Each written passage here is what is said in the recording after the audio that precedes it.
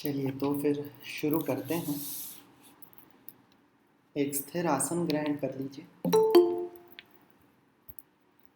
तो एक अथर्वशीर्ष का पाठ कर लेंगे एक बार। उसके पश्चात फिर हम योग निद्रा का शुरू करेंगे, ताकि 4-5 मिनट में जो और भी लोग ज्वाइन होने वाले हैं वो तब तक हो जाएंगे। तो एक स्थिर आसन ग्रहण कर लीजिए। अपनी रीढ़ की हड्डी को सीधा रखिएगा।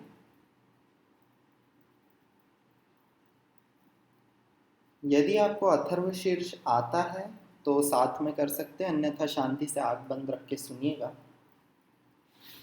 3 बार ओंकार के साथ शुरू करते हैं।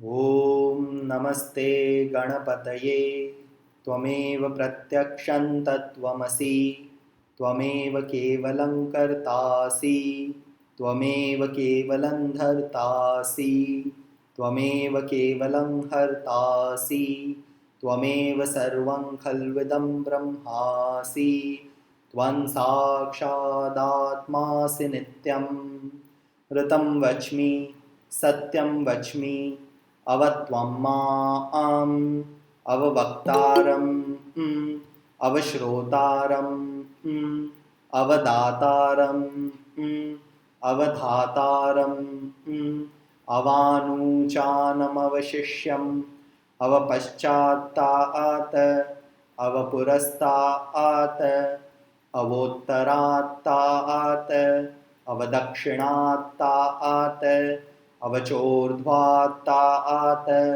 अवाधरातात् सर्वतो मां पाहि पाहि समन्तात्।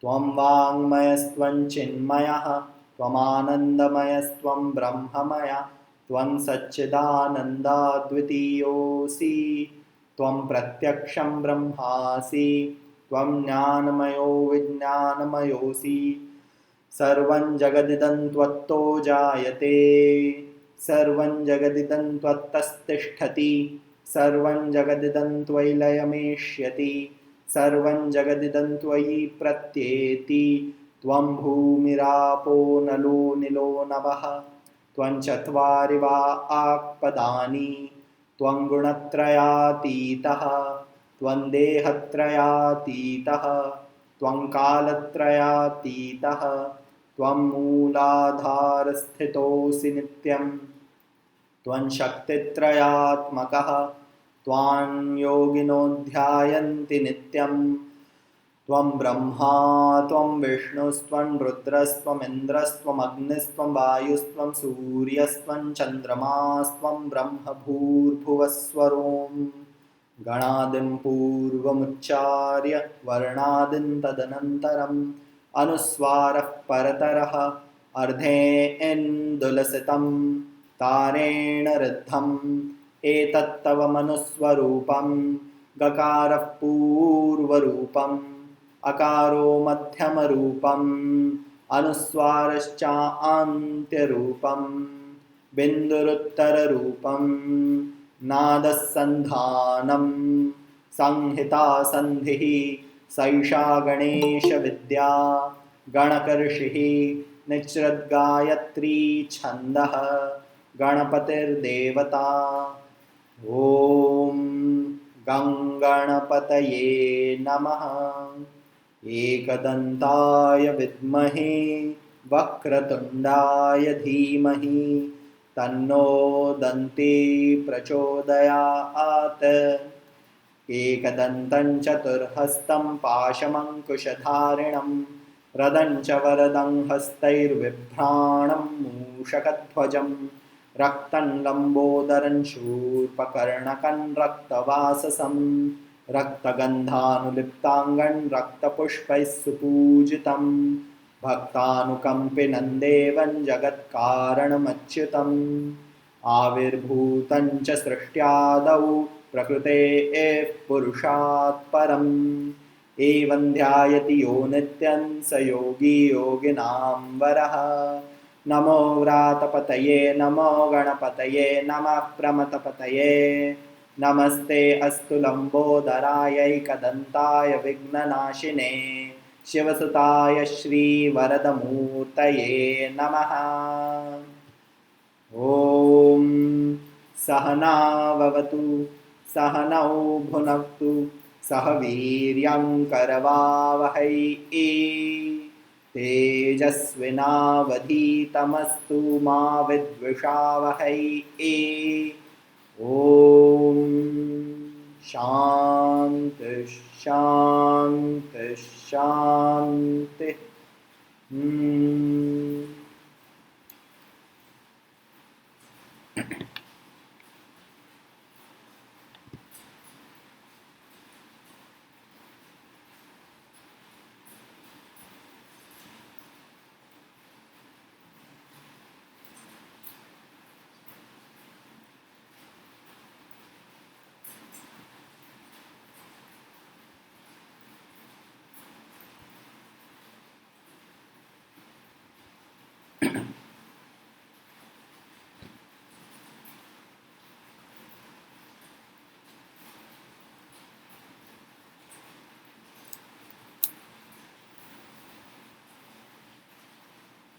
मंत्र के स्पंदनों के साथ कुछ क्षण बने रहिए।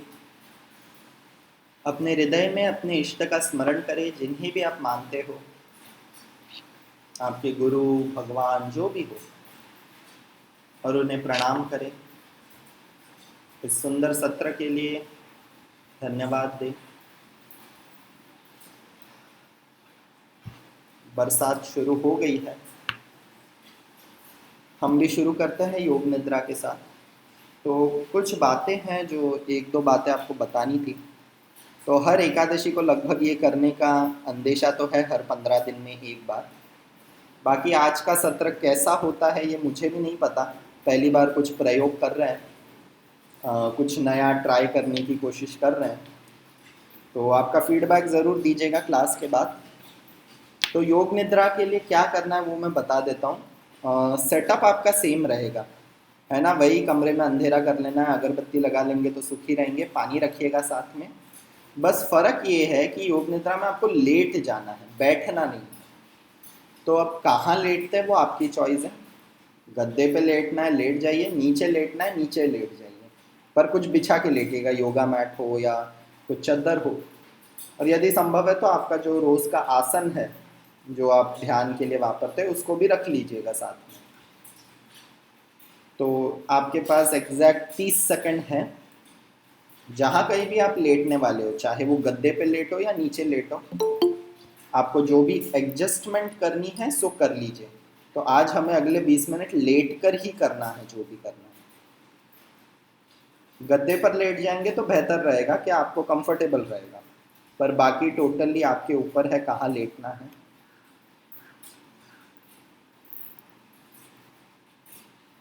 तो आप जैसे ही लेटे इस बात का ध्यान रखिएगा, गर्दन के नीचे तकिया नहीं लेंगे तो अच्छा रहेगा, पर यदि चाहिए तो एकदम पतला तकिया ले सकते हैं। और योग निद्रा हम हर हफ्ते 1.5 हफ्ते में करेंगे, तो आज थोड़ा समय लेके ये समझ लीजिए कि आपको आसन कैसे रखना है। तो एकदम सीधे लेटना है नीचे या गद्दे पे, और एक पतला सा तकिया अपने सर के नीचे रख लीजिए, तो उससे आपकी गर्दन पे तनाव नहीं पड़ेगा।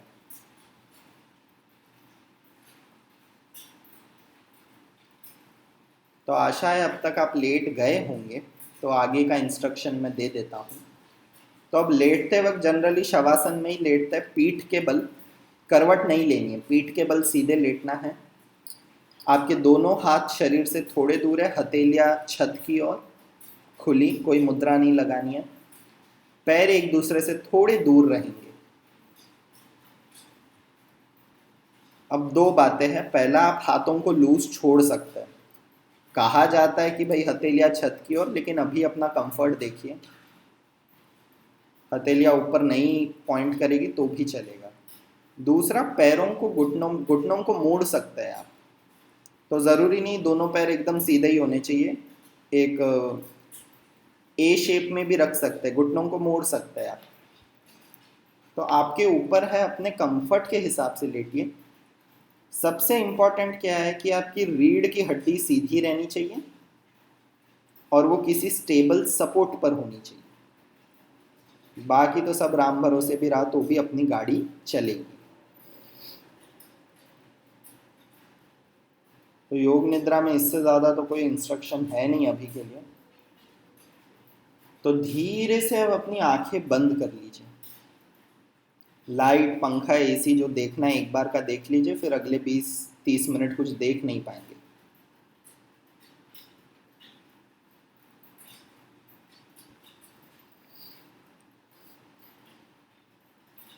तो कुछ क्षण पुनः उस स्थिति के साथ जुड़ जाता है। आज बहुत ही सुंदर पठन हुआ अथर्वशीर्ष का। इतने, मैं वही नोटिस कर रहा था, इतने दिनों से आज काफ़ी ज़्यादा बेहतर हुआ।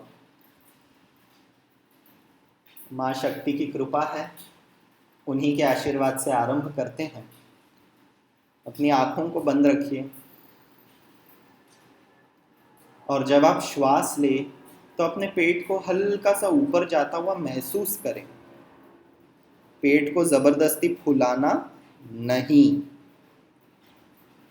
वो अपने आप जाएगा, उसको बस महसूस करें, हल्का सा ऊपर जाता है। और जब आप सांस छोड़ेंगे ना तो पेट अपने आप नीचे आ जाता है, थोड़ा सा, बहुत थोड़ा। बस उसके प्रति सजग रहिए। आपको करना कुछ नहीं है, बस सजग रहना है।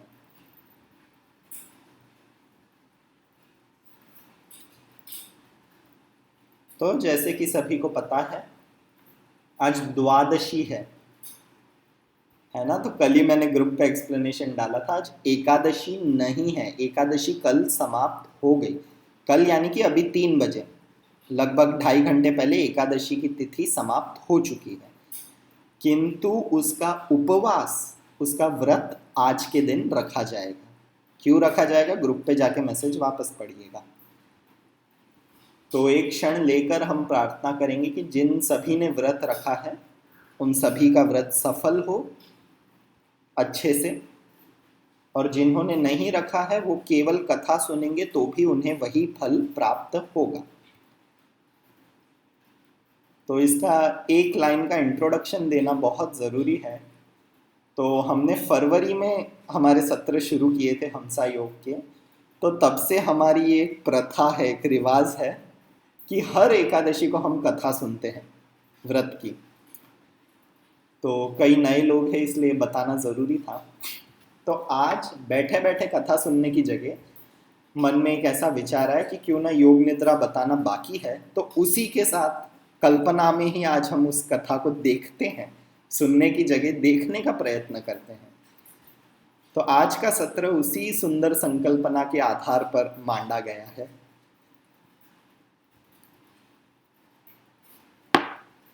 तो शुरू करते हैं। अपने श्वास प्रश्वास के प्रति सजग रहिए।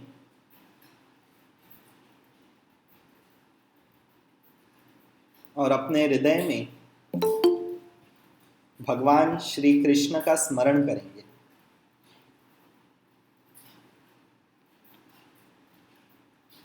तो योग निद्रा के लिए आप अपने गद्दे पर या नीचे फर्श पर लेटे हैं, महसूस करें कि आपको आधार मिल रहा है, सपोर्ट मिल रहा है। और एकदम शांति से, एकदम प्रेम भाव से अपने हृदय में भगवान कृष्ण का स्मरण करेंगे।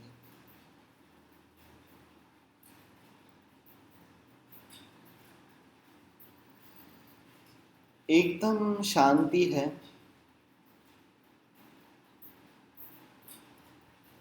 कई हफ्तों से आप मेहनत करके रोज सुबह उठकर बैठ रहे, आज फाइनली वापस लेटने मिला है।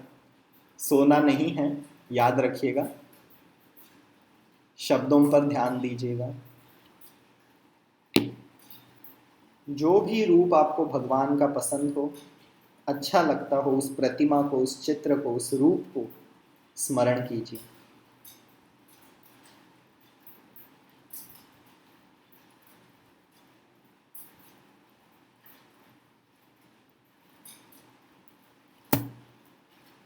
और अब अपनी कल्पना में शुरू करते हैं। तो अब ऐसी कल्पना करें कि यही दिन है, अश्विन का महीना है, चंद्रमा धीरे धीरे बढ़ रहे हैं और बहुत सुंदर समय है। अपनी कल्पना में भगवान कृष्ण का स्मरण करें। दो भव्य सिंहासन है। एक सिंहासन पर भगवान श्री कृष्ण विराजमान है, दूसरे पर महाराज युधिष्ठिर बैठे हैं। कल्पना करनी है, कनेक्शन टूटता रहेगा बीच बीच में आपका कल्पना से, वापस जोड़ते रहिए और कोशिश करते रहिए।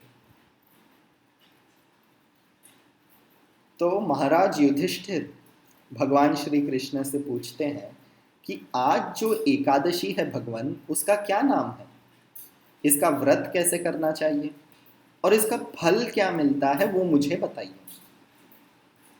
तो युधिष्ठिर महाराज वहाँ ये पूछ कर बैठे हैं और भगवान श्री कृष्ण कहते हैं, कल्पना कीजिए कि आप उन्हें कहते हुए देख रहे हैं, वे आपसे ही कह रहे हैं ये बात।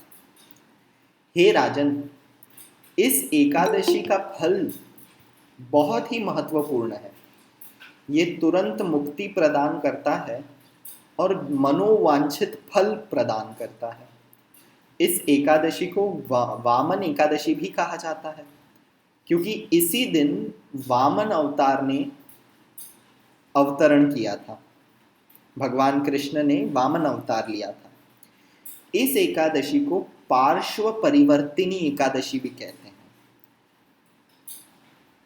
तो महाराज युधिष्ठिर ने पूछा, भगवान आपने कहा पार्श्व परिवर्तिनी एकादशी,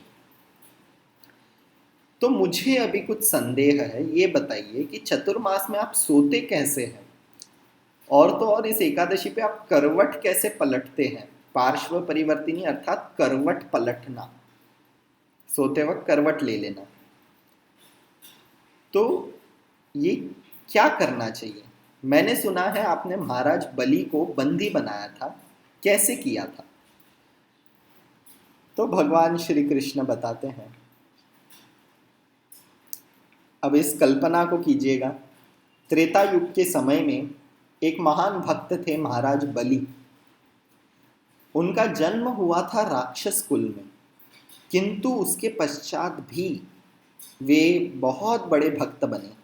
महाराज बलि भक्त प्रहलाद के पोते थे। भगवान श्री कृष्ण की वो इतनी पूजा करते थे, इतनी पूजा करते थे कि भगवान उनसे हमेशा प्रसन्न रहते थे। उनके शब्द सुनकर ही उनका मन प्रफुल्लित हो जाता था। तो धीरे धीरे इस तपस्या के कारण, इस तेज के कारण क्या हुआ कि महाराज बलि ने कई ब्राह्मणों की पूजा की, कई हवन यज्ञ किए, यहाँ तक कि देवताओं के राजा इंद्र को परास्त करके स्वर्ग पर अपना वर्चस्व स्थापित कर लिया। तो उस समय इंद्र भगवान जो है, भगवान विष्णु के पास गए और उन्होंने उनसे ये चिंता जताई कि महाराज बलि भले ही आपके भक्त क्यों ना हो, लेकिन फिर भी स्वर्ग पर वे नियंत्रण नहीं रख सकते, तो कुछ कीजिए, आप ही के भक्त हैं। तो अब अपनी कल्पना में इस दृश्य को लाइएगा। एक बहुत बड़ा खुला मैदान है, कई पंडित बैठे हैं, कई हवन की अग्नियां चल रही है, कई आहुतियां डल रही है, बड़े बड़े यज्ञ हो रहे हैं। महाराज बलि एक तरफ बैठे हैं और वहीं पर उस यज्ञ स्थल पर, उस यज्ञ मंडप में वमन अवतार में भगवान प्रवेश करते हैं। वमन अवतार अर्थात एक छोटा बाल रूप ही समझ लीजिए, बाल रूप नहीं है, लेकिन उनकी हाइट कम है, ऐसे आप पकड़ सकते हैं। तो वहां पर वे ब्रह्मचारी के रूप में आते हैं और वे उनसे पूछते हैं महाराज बलि से कि आप मुझे दान में क्या देंगे। कुछ क्षण लेकर ध्यान से इस दृश्य की कल्पना करें। महाराज बलि हाथ जोड़कर खड़े हैं और भगवान वामन अवतार में पूछता है कि तुम मुझे दान में क्या दोगे। महाराज बलि कहते हैं कि आपको जो चाहिए वो मैं दे दूंगा। भगवान ने महाराज बलि से भूमि मांगी। कितनी? 3 कदम, केवल 3 कदम भूमि। तो महाराज बलि ने कह दिया ठीक है, ले लीजिए। तो सबसे पहला कदम, अब वामन अवतार धीरे धीरे बड़ा होते गया। जो वामन अवतार हाइट में ही छोटा था वो धीरे धीरे बढ़ता गया। ऐसी कल्पना करें कि अब तक जो महाराज बलि के शायद पेट तक भी नहीं आ रहे थे वो धीरे धीरे बढ़ते जा रहे, एकदम विशाल रूप। पहला कदम जो उन्होंने लिया उससे उन्होंने सभी ग्रहों को पकड़ लिया। जितने भी इस संसार में ग्रह है उन सभी पर उन्होंने एक पैर रख दिया, इतने बड़े हो गए। दूसरा पैर बचे हुए संसार पर रख दिया और फिर उन्होंने बलि महाराज से पूछा कि अब तो संसार बचा ही नहीं, तीसरा पैर कहाँ रखूं, तीसरा कदम कहाँ रखूं। क्षमा कीजिएगा, पैर नहीं, कदम कहाँ रखूं। तो बलि महाराज ठहरे परम भक्त। उन्होंने अपना शीश नीचे झुका दिया कि आप मेरे सर पर अपना तीसरा पैर रखिए। इससे हुआ ये कि जैसे ही उन्होंने अपना पैर बलि महाराज के सर पर रखा, बलि महाराज चले गए पाताल लोक में और स्वर्ग हो गया फिर से इंद्रदेव का। किंतु उनकी इतनी भक्ति से प्रसन्न होकर भगवान ने उन्हें वरदान दिया। तो बलि महाराज ने कहा कि चाहे कुछ भी हो जाए आप हमेशा मेरे साथ रहिएगा, मुझे केवल इतना ही चाहिए। और उस समय से भगवान विष्णु की हमेशा कृपा बलि महाराज पर बनी रही। तो पुनः एक बार पहले दृश्य पे आइए। 2 भव्य सिंहासन है, महाराज युधिष्ठिर बैठे हैं और भगवान श्री कृष्ण बैठे हैं। भगवान कृष्ण कहते हैं कि इसी दिन वामन अवतार की एक बहुत सुंदर मूर्ति, बहुत सुंदर प्रतिमा महाराज बलि के महल में लगाई गई। और इसी दिन जो क्षीर सागर है उसमें अनंत शेष पर, अनंत सर्प पर मैं सोया हुआ रहता हूँ महाविष्णु के रूप में। मैं 4 महीनों तक सोता हूँ, शयन एकादशी से लेकर उत्थान एकादशी तक। और इस समय को चातुर्मास्य कहा जाता है, चतुर्मास। इस चतुर्मास के 4 महीनों में हर व्यक्ति को भगवान की निष्काम सेवा करनी चाहिए बिना कुछ मांगे। हर एक एकादशी पर व्रत करना चाहिए, अन्यथा केवल कथा सुननी चाहिए। और इससे क्या फल प्राप्त होता है? 1000 अश्वमेध यज्ञ करने का फल प्राप्त होता है। चतुर्मास में कोई भी एकादशी करने से 1 सहस्र अश्वमेध यज्ञ का फल प्राप्त होता है। कुछ क्षण लेकर भगवान कृष्ण से प्रार्थना करेंगे, जिन्होंने व्रत किया उनका सफल हो, जिन्होंने नहीं किया उन्हें वही फल प्राप्त हो। हमसे हुई कोई भी भूल चूक इस कथा में माफ हो और हमारा उद्धार हो।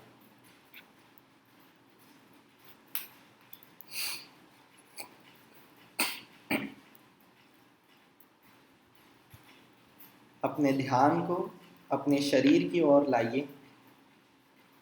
हम धीरे धीरे ध्यान की स्थिति में जाते हैं।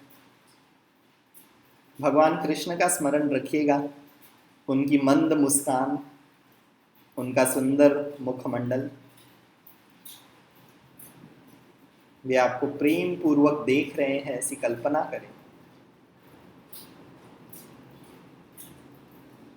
और इसी कल्पना के साथ अपने पूरे शरीर पर ध्यान दें।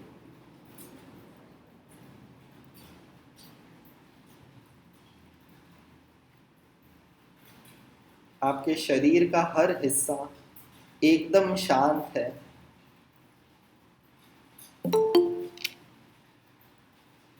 और आपका रोम रोम प्रफुल्लित हो रहा है, एकदम शांति बनी हुई है। कुछ क्षण हम इस कथा के साथ बने रहेंगे, 1 से 2 मिनट शांति से बस लेटे रहिए।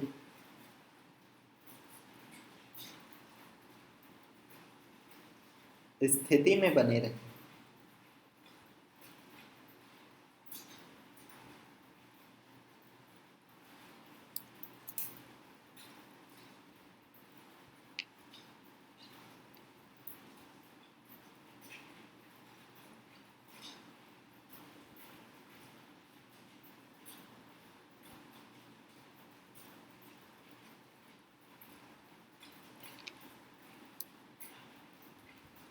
योग निद्रा के अंतिम पड़ाव पर जाते हुए एक क्षण लेकर हम अपने शरीर के हर अंग पर ध्यान देंगे, पैरों से लेकर सर तक।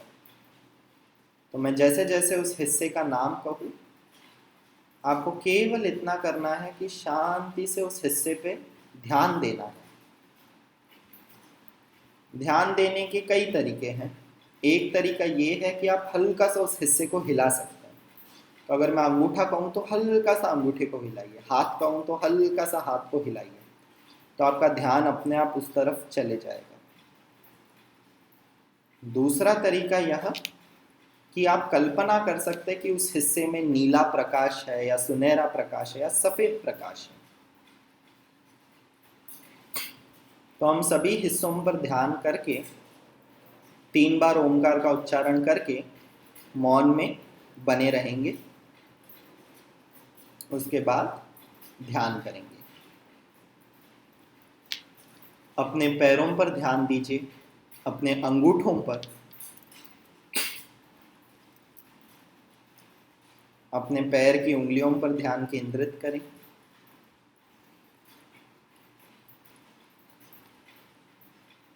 अपनी एड़ियों पर ध्यान दें।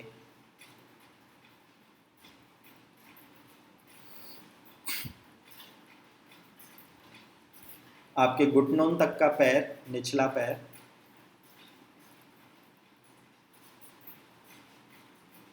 आपके घुटने,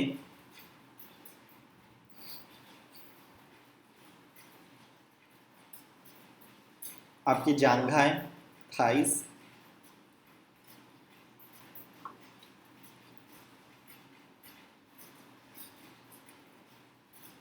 बैठने की हड्डियां,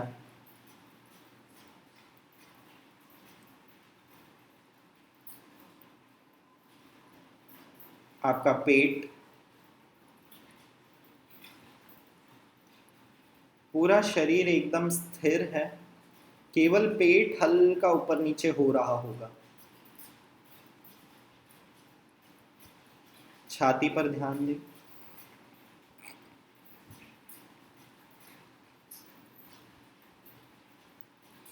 आपकी कमर,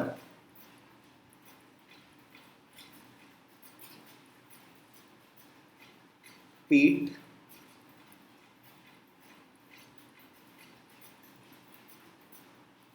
आपके कंधे,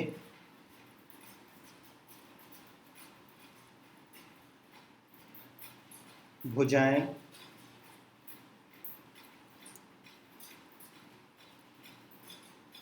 कूनियां, एल्बोज,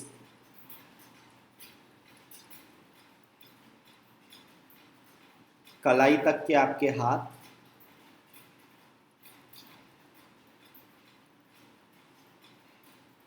आपकी हथेलियां,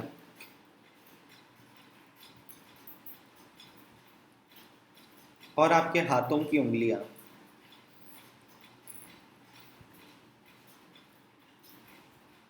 अपनी गर्दन पर ध्यान दें और अपने चेहरे पर ध्यान दें। आपका पूरा चेहरा रिलैक्स्ड है, विश्रांति में है। आपका पूरा शरीर शांत है, स्थिर है, सुखी है। अपने आप को मन में दोहराइए, मैं शांत हूँ, मैं स्थिर हूँ, मैं सुखी हूँ, मेरा शरीर तनाव रहित है, my body is relaxed, my muscles are relaxed, I am comfortable, I am blessed,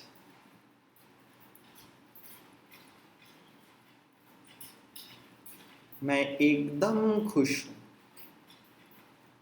अपने चेहरे पर एक हल्की मुस्कान आने दें।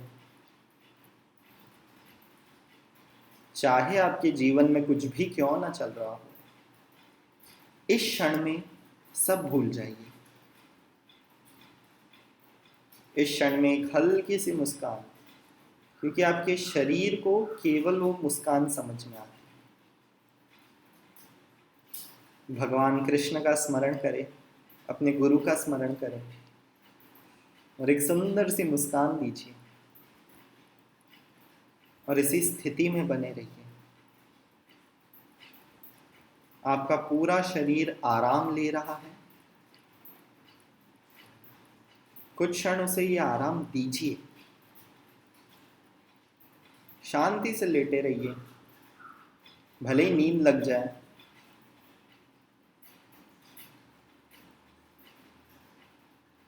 बस कोई चिंता नहीं,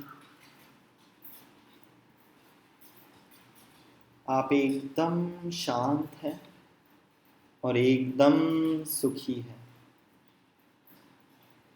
स्टिल, कंफर्टेबल एंड रिलैक्स्ड। आपके पूरे शरीर में आपकी श्वास घूम रही है, प्राण का संचार हो रहा है। पूरे शरीर में मानो एक हिसाब से रिपेयरिंग का काम शुरू है। इतना आराम है, इतना सन्नाटा, इतनी शांति है। आपका शरीर आपको धन्यवाद दे रहा है। अपने शरीर को धन्यवाद दे, अपने मन को धन्यवाद दे। मन में बकायदा वाक्य में कहिए कि मैं अपने शरीर को धन्यवाद देता हूँ या देती हूँ कि वो मेरा इतना साथ देता है, इतने वर्षों से देता चला आ रहा है।